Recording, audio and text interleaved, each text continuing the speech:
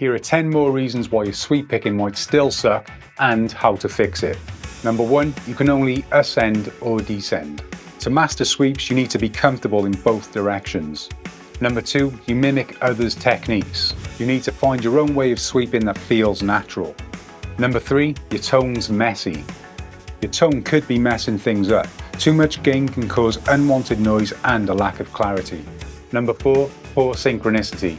You might have poor synchronicity between your picking hand and your fretting hand. Focus on aligning both hands for smoother playing. Number 5, poor economy of motion. Keep your movements tight and efficient to avoid wasting energy. Number 6, there's too much tension in your picking hand. Relax your grip to increase speed and accuracy. Number 7, you might be trying to bar too many notes. Avoid letting extra notes ring out by keeping your fretting hand clean. Number 8, your fretting hand isn't letting the notes decay quick enough. Lift those fingers off the frets quicker to prevent unwanted ringing.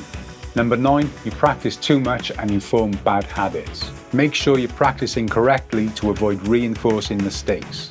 And lastly, number 10, you still haven't worked through my JTC Masterclass Sweep Picking Mastery.